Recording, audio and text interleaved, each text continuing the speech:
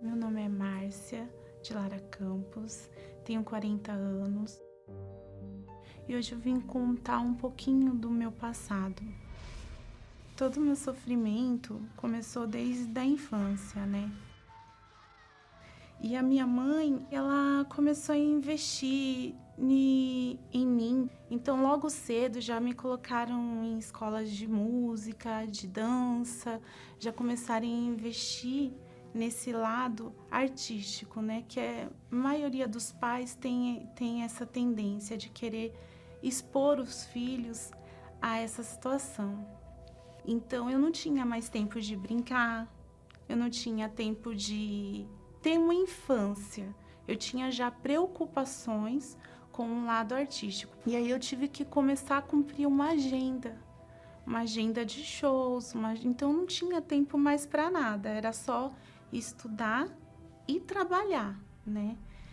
Toda menina, quando começa a se envolver com essas coisas, começa a despertar nela um lado, como que eu posso dizer? Ela se expõe demais e começa a despertar a sensualidade. Foi isso que começou a despertar em mim. Eu usava desde bem pequenininha já roupas muito curtas, né? Eram danças sensuais, porque eu queria imitar as cantoras que já eram adultas e que se apresentavam daquela forma. E aconteceu numa dessas situações que um tio meu veio morar lá na minha casa, né? Nessa época, né?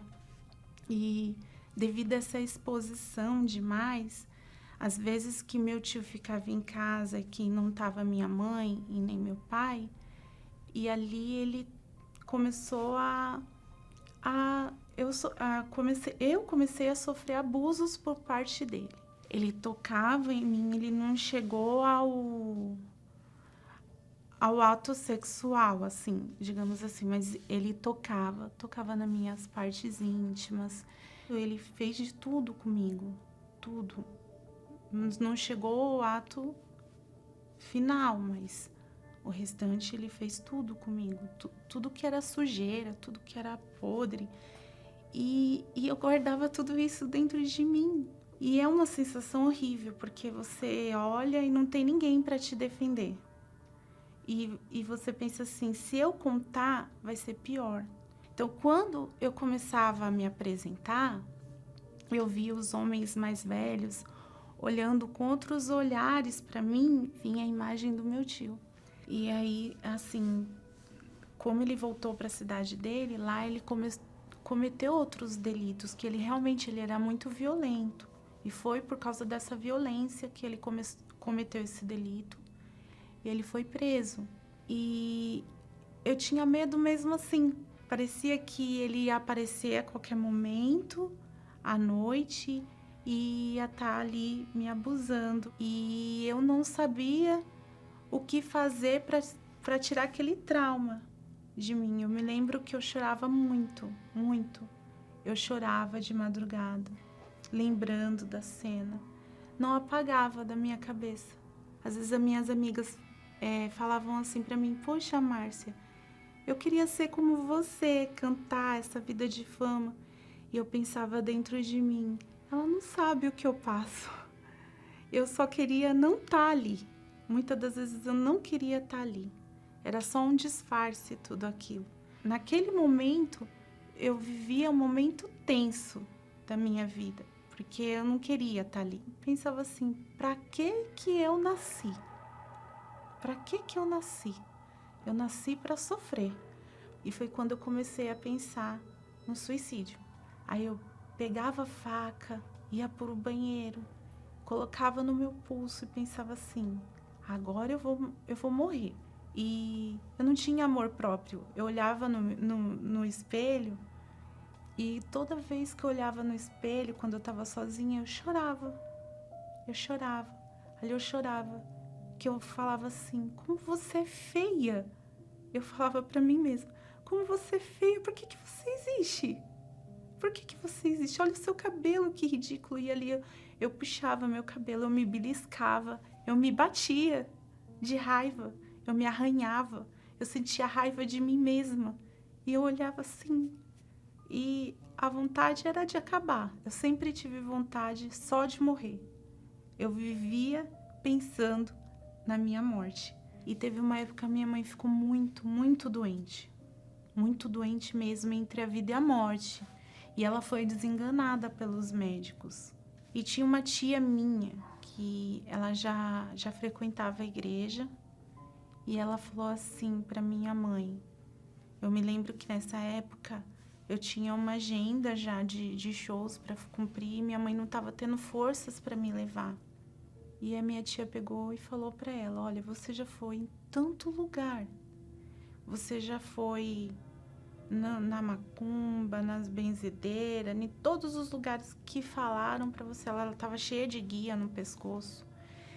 E a minha tia falou assim, eu vou te levar num lugar onde tem um médico. Mas esse médico não é qualquer médico. É o médico dos médicos. E a minha mãe nem perguntou onde que era, o que ela ia ter que fazer. Minha mãe falou assim, tá bom, eu quero conhecer esse médico. E foi quando ela chegou na igreja. No início eu não fui com ela. Eu fiquei curiosa, mas eu não fui. E aí quando ela voltou com um sorriso, ela voltou de outro jeito, não tinha as guias no pescoço. E ela voltou curada. E aí no outro dia ela voltou de novo e aquilo foi aguçando a minha curiosidade. E quando ela me trouxe, foi o dia mais feliz da minha vida. Eu entrei na igreja, eu pisei na igreja e eu falei assim, o que é isso? Aqui parece o céu. Era aquela paz. Eu falei, por que nunca ninguém me falou desse Deus?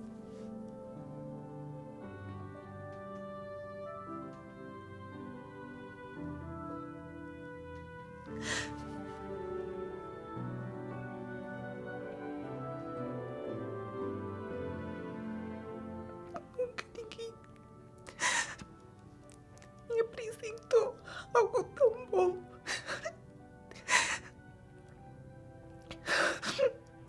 E ali eu vi que a minha vida podia mudar, que existia um Deus e Ele me fez.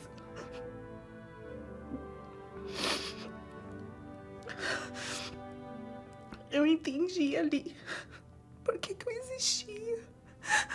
E ali eu me entreguei de corpo, alma e espírito para Jesus. E eu saí dali leve, feliz, pensando, meu Deus, agora eu tenho a chance de começar uma vida nova. E eu me lembro que foi até numa sexta-feira que o pastor começou aquela música assim, vem tocar em mim, Jesus. E tudo que eu queria era que Jesus tocasse em mim. Então eu imaginei como a mulher hemorrágica que o pastor tinha falado, que se a gente só tocasse no Senhor Jesus, que dele ia sair poder. E eu falei, Jesus, toca em mim e me tira essa hemorragia que é dentro de mim, porque eu quero perdoar o meu tio. Eu quero apagar isso daí, eu não quero ter mais lembrança, ter traumas do meu tio. E realmente, eu toquei em Jesus, porque eu consegui, a partir daquele momento, perdoar o meu tio. Mas eu queria demonstrar isso através de atitude. E a gente foi até o presídio onde ele estava. Foi uma viagem. E eu olhei pro meu tio e eu falei, tio, eu perdoo por tudo que o senhor fez comigo. Eu não tenho mágoa. Aceita Jesus, tio. Ele é a salvação para a vida do senhor. Se o senhor aceitar Jesus, ele vai perdoar tudo que o senhor fez, mesmo o senhor estando aqui preso. Na hora ele ficou sem reação. Ele não esperava aquilo, ele não esboçou nenhuma palavra. Ele não disse eu perdoo, não disse nada. Ele ficou sem reação. Mas eu sei que ali ele recebeu a oportunidade de receber Jesus. Eu me lembro que eu levei até um jornalzinho da igreja para ele. Eu já tinha preparado tudo para levar para ele. E ali eu saí leve. Eu saí feliz porque eu sabia que eu precisava tomar aquela atitude de perdoar. E a partir daquele momento, a minha vida começou a andar para frente. Eu tinha uma razão de viver. Antes eu não tinha. E eu comecei a buscar o Espírito Santo. Eu falei assim, Jesus se apresentou para mim. Eu toquei nele. E dele saiu o poder. Mas eu quero mais. Eu quero mais. Eu quero ter ele dentro de mim. Então eu busquei. E eu me lembro, foi numa reunião de domingo. Eu falei assim, Espírito Santo, eu sou toda sua. A minha vida agora ela é toda sua. O Senhor é a razão do meu viver. Vem morar em mim. Ali eu recebi o Espírito Santo. Ali eu fui cheia do Espírito Santo. Eu transbordei o Espírito Santo. E é algo que eu até costumo dizer até para o meu filho. Dá para explicar, mas não é desse mundo. É algo muito celestial, que você não pode comparar com nenhuma alegria que existe nesse mundo. Eu falei para ele, quando a mamãe te teve, te pegou no colo pela primeira vez, foi lindo de ver. Mas a alegria de receber o Espírito Santo é maior. Ali eu falei assim, obrigada, Jesus. Obrigada pelo Senhor permitir que eu faça parte de tudo isso. Pelo Senhor compartilhar algo tão celestial comigo. É uma felicidade que ela não acaba, não é momentânea. É o tempo todo. Por mais que venham as lutas, que venham as dificuldades, hoje eu sei o valor que eu tenho. A partir daquele momento que eu recebi o Espírito Santo, ele me guiou em tudo.